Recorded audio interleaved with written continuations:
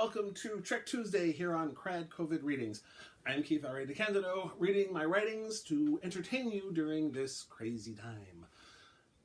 As I'm continuing to read my Starfleet Corps of Engineers stories in the Star Trek universe, in this case it's the last part of the S.C.E. DS9 crossover Cold Fusion. So without further ado, here is Chapter 10. Nog stood in Empok Nor's ops. It felt weird sitting in a place that was so much like the ops he was used to, and yet so different. Half the consoles didn't work properly, and most of them looked different without the Starfleet upgrades. Lieutenant Commander Duffy had ordered them all to come up here to evaluate their options. The catwalk by the fusion reactor was not ideal for that, and Duffy felt that they all needed a change of scene in any case. Nog found he couldn't argue, which numbered it among the few things Duffy had said for which that was the case. Nog used to think highly of the S.C.E., and they certainly handled themselves decently against these Androssi saboteurs, but the Ferengi was well and truly sick of their condescending attitude toward him, as if somehow he wasn't worthy to be considered a real engineer because he wasn't part of the hallowed Corps. Robbins and Friesner had beamed back to the Da Vinci, along with the two Androssi prisoners. Corsi, Drew, and Eddie had remained behind, and were presently standing at the upper level of ops. Stevens, P.A. Blue, Solomon, and Duffy were seated around the table with Nog. "All right, people," Duffy said. "I want options, and I want them now, and I don't care how ridiculous they seem." "Can we not fix the structural integrity field?" Solomon asked. P.A. Blue gave a low-pitched tinkling sound, which, Nog noted, differed from other like sounds the NASAT made. He wondered what the differences among them were. "Not unless you have Cardassian emitters in your pocket, Solomon. We don't have the replicator patterns for them, and I doubt we'd be able to get Cardassia to ship us some new ones." "Even if they could," Stevens added, "it'd probably take over a week to get here, and several more days to get the thing up to snuff." "We don't have that kind of time," Nog said anxiously. "Captain Gold just heard from Deep Space Nine. We have 10 days at the most before we'll have to abandon the station." "We know that, Lieutenant," Duffy said in what the human probably thought was a soothing voice, but which only served to annoy Nog more. "Can't you put it in a force field?" Corsi asked. Duffy shook his head. "Not and tow it at warp, no. And if we stick with sublight, it'll take a hell of a lot more than 10 days to get there." "Maybe," Stevens said, "if we use the runabout's warp engines, create a static warp bubble around the core so it can handle the field?" Blue repeated the low-pitched tinkle. "With the SIF in the shape it's in, the stresses of the warp bubble would rip it to pieces." Nog watched as the four engineers threw ideas back and forth, each more incredible than the last. Each suggestion seemed to top the last in being overly complicated and difficult to engineer, almost as if they were taking Duffy's admonition about ridiculousness to heart, or would require considerably more than the 10 days they had left to them. Then, suddenly, it came to him. An idea more ridiculous than anything the S.C.E. crew had said. "But there's no way we could construct a subquark resonator for that," Stevens was saying. "Besides," Blue asked, "those things only work about half the time anyhow. They're mostly untested." "Okay, that's out," Duffy said. Finally, Nog thought, a lull. "Why don't we just move the whole station?" Everyone looked at Nog. "I beg your pardon?" Duffy said after about 5 seconds of silence. "Move the whole station. Get a bunch of ships to tractor it at warp to the Bajoran system." Already Nog was imagining the possibilities in his head. In retrospect, he should have thought of this in the first place. Empok Nor was, after all, the perfect place for spare parts for Deep Space Nine. They could stick it in orbit somewhere, maybe around Bajor or one of its moons, and have a permanent storage locker, not to mention a testing place for new upgrades. Nog? If I'm remembering right," Stevens said, "DS9 is about 1,500 meters by 370 meters, and this place has the same dimensions, right?" "Yes." "And you want to tow it at warp?" Duffy asked, incredulous. "Low warp, but it can be done." He thought for a moment. "We need 12 ships, 1 on each pylon and 6 around the docking ring." "They'd all need to be the same general size and class," Blue said. "If not, the tractor beams will be incompatible." "No, they won't," Nog said. "With that many ships, we can calibrate the tractor beams with each other. The Rio Grande can serve as the coordination point. It can take point and make sure that the warp fields and the tractor beams stay aligned." "Yeah, but you could only do that at warp 2, Duffy said, "and then you'd never make it." "We can do it at warp 4, Stevens said before Nog could speak. Nog grinned. Finally, one of them's on my side. "Fabe, I'm serious, Duff. We could do it at warp 4. I mean, come on, warp 6 is the normal cruising speed for most ships anyhow. The Da Vinci just took a major pounding from the Androssi, and it can still do warp 4. It's baby steps. Think out of the box for a change." Duffy rolled his eyes. "Don't get cute on me, Fabe. Besides, there's another problem. Think about what kind of subspace disruption you're going to cause. Communications will be spotty at best. How the hell are you going to coordinate everything and you won't even be able to stay in consistent contact? Nog deflated. I'm not sure, he admitted reluctantly. But there has to be... Oh, that's easy, Blue said, this time making a much higher-pitched tinkling sound. There's a new method of close-range ship-to-ship using tight-beam tachyon pulses. The Romulans developed it about 20 years ago and finally decided to share it about the week before the Dominion War ended. Blinking, Nog said, I didn't know about that. Neither did I, Duffy said. Another noise, this one of a medium pitch. You people really need to keep up on the trades. It's all they've been talking about in the Journal of the Federation Consortium of Engineers and Technicians for the last 2 months. Can you build one of those? Nog asked. Of course, Blue said. I have the replicator pattern stored on the Da Vinci computer. Duffy had a few more objections, but either Nog or Stevens or Blue had an answer for it. Before long, even Duffy was sharing Nog's enthusiasm. He certainly seemed excited when they finally contacted Captain Gold on Empok Nor's view screen. There's only one problem, Duffy said after doing so. We need 12 ships. Gold's face broke into a smile. Oh, let me just make a call.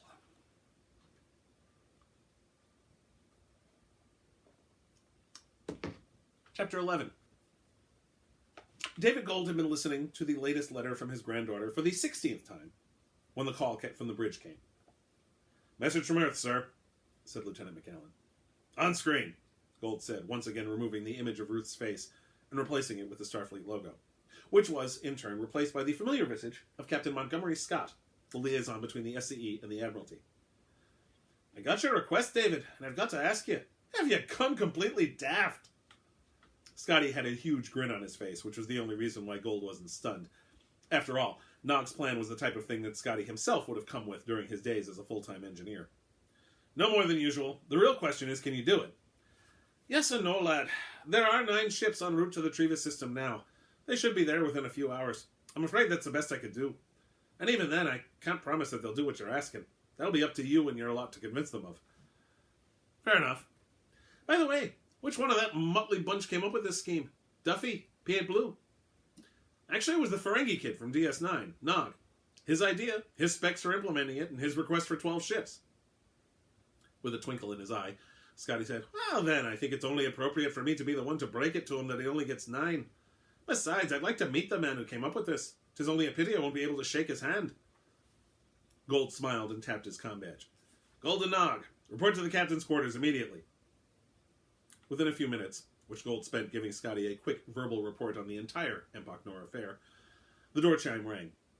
Come in, Gold said, and the doors parted to reveal the young Ferengi lieutenant. Nog, there's a man here you need to meet. Captain Montgomery Scott, this is Lieutenant Nog. The Ferengi's eyes went wide. It is an honor to meet you, sir. Pleasure's all mine, lad. This is quite a little plan you've cooked up. Thank you, sir. Coming from you, that means a lot. I'm afraid I have some bad news, though. I could only rustle up 9 ships, and as I told the captain, I cannot guarantee that they'll go along. Grinning, Nog said, Leave that to me, sir, and don't worry about it. With the Da Vinci, we'll have 10 ships, and that's actually 1 more than we'll need. Gold whirled toward the Ferengi. And why'd you say you needed 12? Nervously, Nog said, Fifth rule of acquisition, sir. Always exaggerate your estimates. Scotty laughed, which seemed to relieve Nog. That was an engineer's axiom long before you heathens took it on, he said. Well done, lad. Well done. Thank you, sir. I know that this plan doesn't exactly follow the established norms, but... Waving his left arm dismissively, Scotty said, Good God, lad, don't concern yourself. The established norms are just guidelines, and your job as an engineer is to find a better way around them. Always remember that. Smiling, Nog said, I will, sir. Thank you, sir. I'll be off with you. I have business to discuss with the captain. Yes, sir. Still smiling from ear to oversized ear, Nog left Gold's quarters. Back home we call that a mitzvah, Gold said with a chuckle. Ah, the lad deserved it. But I wanted to talk to you a bit more about the Androssi. What's the word, Doctor? Domenica Corsi asked as she entered sickbay. Seated behind her desk, Elizabeth Lenz looked up from reading a pad and smiled. The word is good, Commander. Furness, Hawkins, and Lipinski all received serious shocks to their systems, but with some bed rest and some CNS therapy, they should be able to report back to duty within a week. Well, for Furness, more like a week and a half. Corsi frowned. Why so long? Commander, CNS's central nervous system. The weapons the Androssi used on them were like the effect of a phaser on stun, magnified by a factor of about 1,000. In fact, I'm amazed it didn't kill them, though it came pretty close with Frenets. I want to do some bioscans on our 2 prisoners, see if this weapon is fatal to Androssi. If it is, we have to be aware of the fact that they might eventually upgrade the weapon to have a maximum impact on aliens. That's a good idea, Corsi said with a nod. Lenz took a practical viewpoint that Corsi found refreshing on a ship full of engineers who tended to have their minds buried in isolinear chips. She was also a good roommate, quiet, considerate, and not given to irritating habits. Her people had been chatting endlessly about the feud between P.A. Blue and Abramowitz, and Corsi was grateful to have been spared that. Leaning back in her chair, Lenz fixed Corsi with another smile. So what's happening between you and Stevens? What are you talking about? Corsi felt her face flush. He spent the night in our quarters the other day. I saw him coming out when that meeting was called yesterday morning. Corsi clenched her fists. Lenz wasn't finished, though. And when Drew was visiting Hawkins earlier, he was talking about how you were, how do you put it? Making goo-goo eyes at him? What? Corsi spoke loudly enough that Lenz actually flinched. I'm just telling you what he said. Right, Corsi said, forcing herself to calm down. It wasn't fair to the doctor biting her head off like that. Though right now Corsi wasn't all that interested in what was fair. What she was interested in was putting Fabian Stevens through a bulkhead. What for exactly, she thought as she excused herself from Lenz and exited sickbay. For saying yes when I asked him back to my quarters? No. It was hardly Fabian's fault that he was there for her when she needed companionship. It was her own stupid fault for indulging herself on a ship the size of a toolbox. Damn you, Dar. Why did you have to do this to me? Why did you have to... She cut herself off, refusing to dwell on it. The anniversary had come and gone. What was done was done.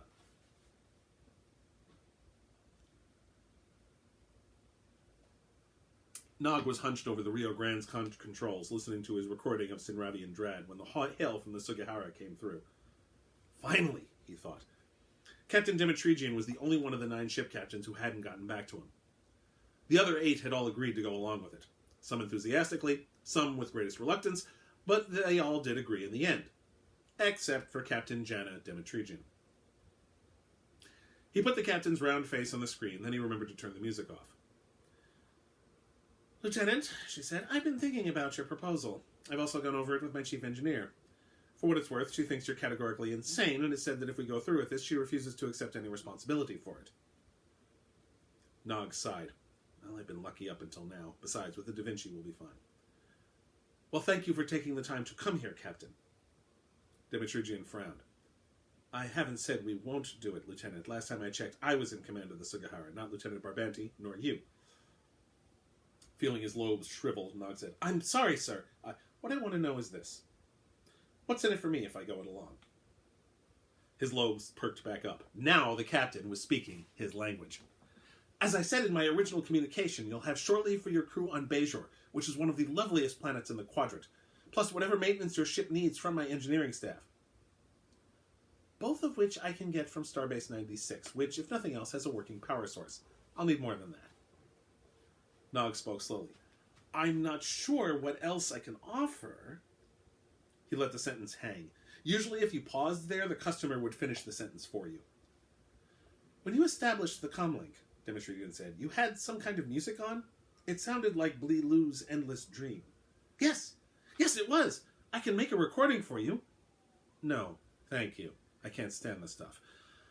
But my son is dating a Sinravian, and she loves Lou.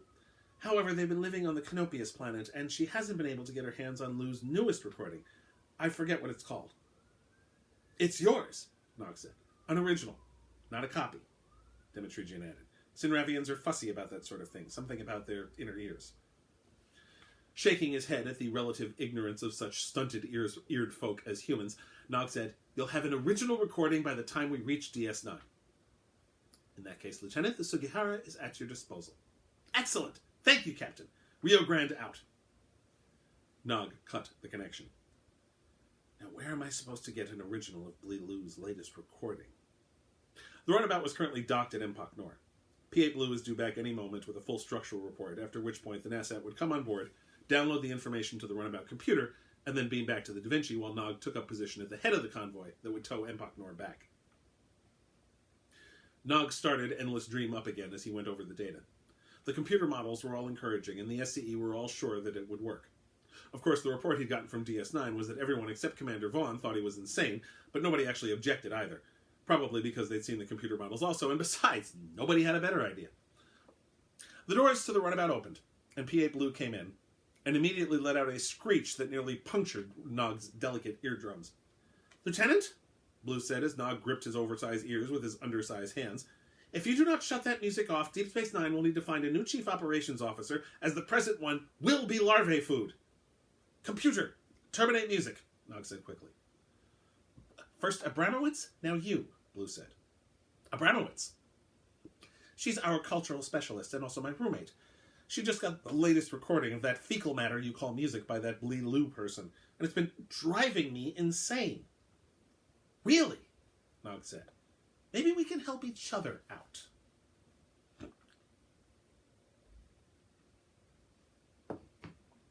Kieran Duffy was rather pleased as he sat in the center seat of the bridge for the Da Vinci's gamma shift.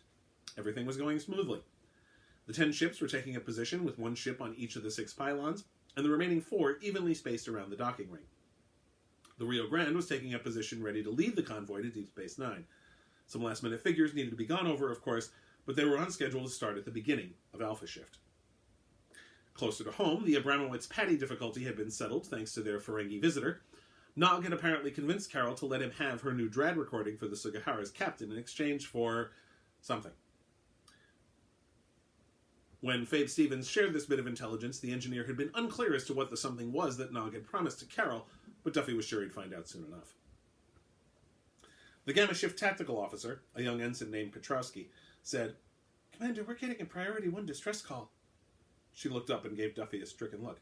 "Sir, it's Commander Gomez on Sarandar." Duffy felt a fist of ice clench his heart. Oh no, Sonny.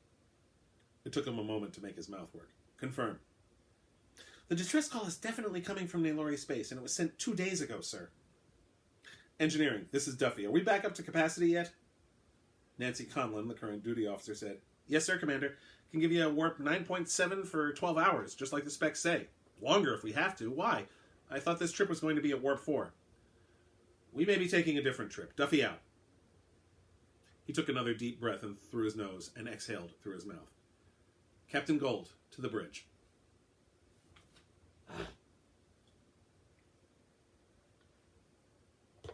It hadn't taken long for Nog to rearrange the convoy to accommodate the loss of the Da Vinci. It simply meant that the 3 remaining ships on the docking ring would take up position halfway between each pylon. Captain Gold was on the view screen as the Da Vinci was preparing to warp away, apparently to respond to a distress call from the ship's first officer. "I'm sorry I won't get to see the look on Colonel Kira's face when we tow the station in," Gold said. "And tell her I'm sorry I won't get to see the station." "I will, sir." "You did good work here today, Lieutenant. Any chance I can convince you to transfer here? I get the feeling you'd fit right in." Standing next to Gold, Duffy added, "He's right, Nog. I know we may not have seemed very hospitable at first, but, well, I was wrong to slap you down. I'm sorry for that. And I'd be honored if you'd join us." "I'm flattered by your offer, Captain, and I accept your apology, Commander, but I have to say no. I'm very happy where I am." "It's our loss," Gold said with a smile. "Good luck, son." "To you also, Captain." The image of the Da Vinci bridge winked out. Nog stared out at the runabout porthole and watched the Saber-class ship go into warp toward the far-off Nalori Republic. Nog didn't know Commander Gomez, though he knew of her reputation after the trick she pulled on the Sentinel during the war. He hoped that Captain Gold and the others would get to her in time. Nog activated P.A. Blue's Tachyon Communications Network. "Nog to convoy. Engage tractor beams." 9 Starfleet ships emitted blue cones of light that tethered them to Empok Nor. Nog smiled. "Prepare to go to warp on my mark." He was truly flattered by Gold's offer, but on the S.C.E., in the S.C.E. he'd just be a cog in the wheel. On DS9, he was the chief. Engage. And that's the end of that story. The opening of Abyss is the 10 ships towing Empok Nor into the Bajoran system. And I actually basically was working backwards from that because that was already written when I did this. My job was to fill in the gap between Avatar Book 2 and Abyss. So that was a fun story to write. And I hope you enjoyed it. For March and April, the next 2 stories explain what Commander Gomez was doing in the Nalori Republic. And that was a 2-part story that I co-wrote with David Mack. So for March and April, we'll be doing Invincible, which is a very non-traditional story. We did that entirely epistolary. It was all log entries and letters and communications and stuff like that. So that'll be a fun one to do. That was a really interesting story, which I'll talk more about next week when we start Invincible Book 1. Thank you very much for watching. You can find me online at DeCandido.net. Read my blog at DeCandido.wordpress.com. And please, if you could support me on Patreon, that would be awesome. Patreon.com/KRAD. Thank you. Stay safe.